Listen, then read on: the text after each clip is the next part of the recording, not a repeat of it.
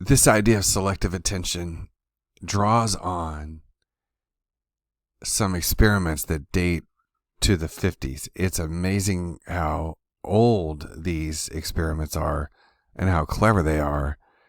And they're somewhat rare by today's standards because they use listening instead of visual tasks.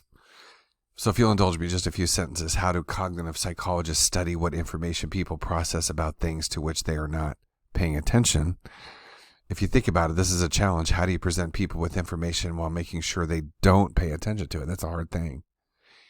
And simply instructing them to not pay attention won't work. So how can we go about doing it? Well, there's some very clever experiments and what they call a dichotic listening task that was done with headphones that were fairly advanced for their time, those over-the-ear headphones that you've may have seen people use back in the 70s and 80s. But participants in a dichotic listening task are played two messages, often sort of routine things from literature, classic speeches, or what have you.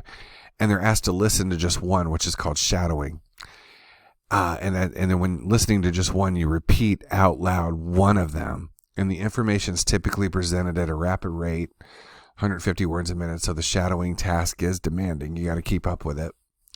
And at the end of the task, the participants are asked what information they remember from either message. The attended message, the one they pay attention to, or the unattended one.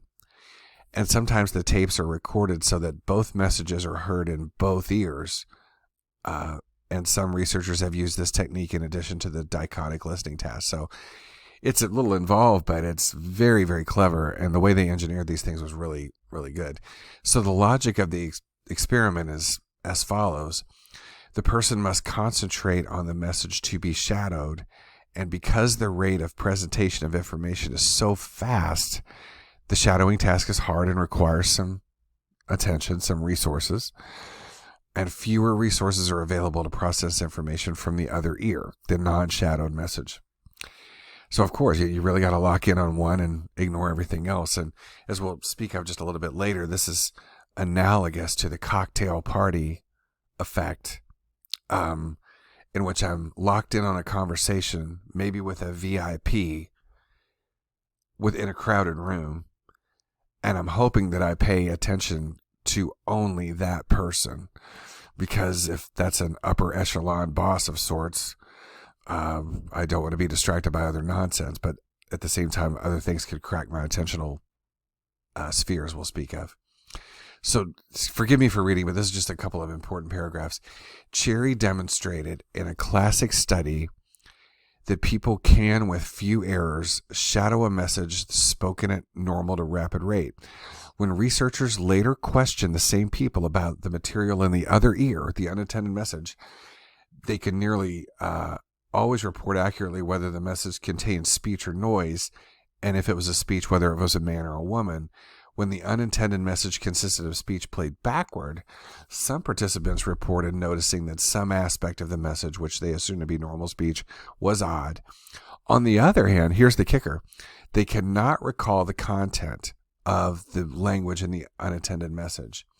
In one variation, and she always goes into many variations, the language of the unattended message was changed from English to German, but the participants didn't notice.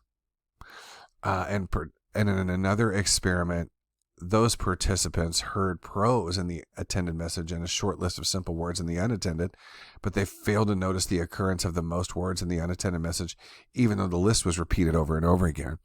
So if I'm really not paying attention, those things tend to not crack my sphere of knowledge. They don't get into my processing because I'm not attending to them at all. And these early experiments were very clever at demonstrating that. Now, as we'll see, there are some theories that show there's some exceptions to this rule. And I mentioned the cocktail effect. If I'm locked in on a conversation with a VIP, somebody I really want to make an impression on, and someone says my name in the distance, or they utter an obscenity in the distance, something that I have a low threshold for, then I'll notice that. It'll crack that sphere of attention, if you will. But routine things won't. I'll tell you a funny story. 20 years ago, I took a job in Colorado as my first ever teaching job at Colorado College in Colorado Springs. And the president there was named Richard Celeste, and he's still alive. He was probably late 60s back then. He's about 90 years old now. And I said to this fellow, Richard Celeste, you know, when I lived in Ohio for many years, and I did for many years, the governor was named Richard Celeste.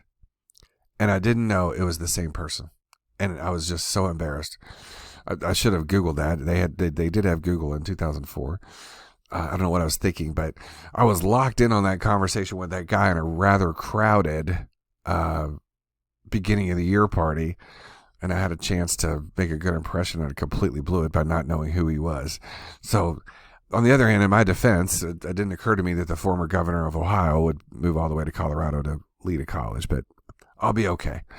Anywho, these are clever experiments, I think, that really tap something interesting about human nature, that you can completely block things out unless there's something really remarkable.